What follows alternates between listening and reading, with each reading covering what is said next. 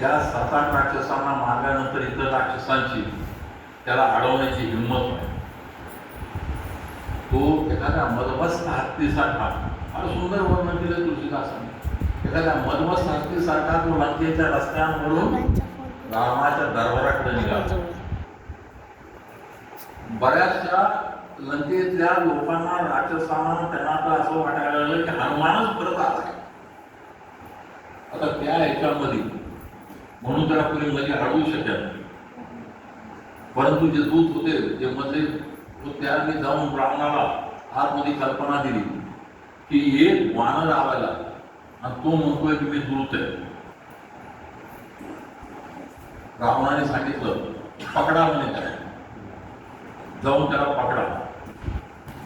रावणाचे आजोबा होते सुमाली, त्यांनी रावणाला समजावलं, अरे म्हणे मागच्या वेळी तू एका वानराला पकडलंस, त्याने तुझे काय हाल केले तुला माहिती आहे.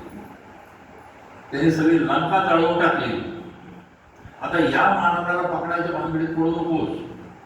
तो म्हणतोय मी दूत आहे.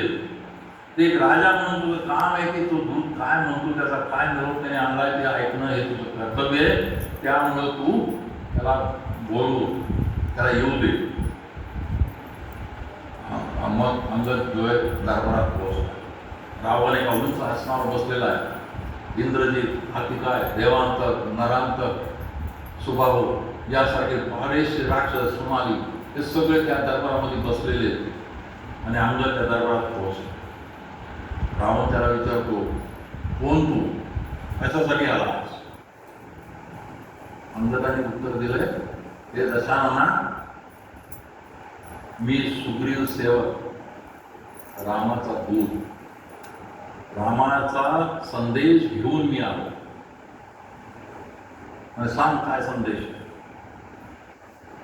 आणि रामाने तुला संदेश दिलाय की युद्धाने कोणाचंच कल्याण झालेलं नाही, तेव्हा तू सीतेला विना अट सोड, माझ्या ताब्यात दे, मी माझं सैन्य घेऊन परत जाईल. तू आणि तुझी लंका विनाशापासून वाचता. अंगद पुढे म्हणतो, रावणा, हा तर रामाचा निरोप होता, पण मी तुला सांगतो, मी तुझा हितैषी आहे, मी तुझा शुभेच्छुक आहे, म्हणून मी तुला सांगतो की दातामध्ये तृण धरून, गवत धरून, आपल्या सगळ्या नातेवाईकांना बरोबर घेऊन आणि जगज्जननी सीतेला समोर करून, पुढं करून तू रामाच्या चरणात जा. तूही वाचशील आणि तुझी लंकाही वाच, नाही तुझं काही खरं. रावणाला राग आला आणि एवढी बडबड करतोयस, तू फक्त म्हणलायस की तू सुग्रीव सेवक आहेस आणि रामाचा दूत आहेस, तू तुझा खरा परिचय दे, कोण आहेस तू? मग त्याने सांगितलं, मी वालीपुत्र अंगद. रावण आता संतापला आलो, म्हणला, हे कुलनाशका, हे पितृघातका, तुला एवढी अक्कल नाही की ज्या रामाने तुझ्या वडिलांना मारलं त्याचा दूत बनून तू आलास? तुला एवढंही समजत नाही त्या वालीला काय वाटत असत की तू काय करतोयस? अंगदाचं उत्तर फार सुंदर. तो म्हणतोय, रावणा, दशानना,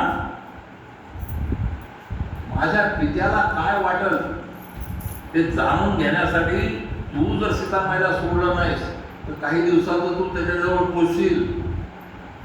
तेव्हा निवांतपणे बसून विचार की राम काय, तो तुला सांगेल काय ते. तेव्हा तू मी पितृघातकी आहे की नाही ते माझ्या मला माहिती, तू मला सांगायची गरज नाही. रावण म्हणजे का आता तो म्हणे, तू मला या लंकाधीशाला सांगतोस की वनवासी रामाच्या चरणी जाऊन तू त्याचं शरण घे. कोणाला सांगतोस म्हणे तू? त्या रावणाला, ज्याच्या चालण्याने सगळी पृथ्वी थरथर कापते, ज्याला घाबरून देव स्वर्ग सोडून पाळतात, ज्याच्या इशाऱ्यावर सगळे नवग्रह चालतात, ज्याने प्रत्यक्ष शंकराच्या कैलासाला आपल्या 2 बाजू उचललं होतं, त्या रावणाला तू सांगतोस, त्या पराक्रमी रावणाला तू सांगतोस की रामाला शरण जाणं?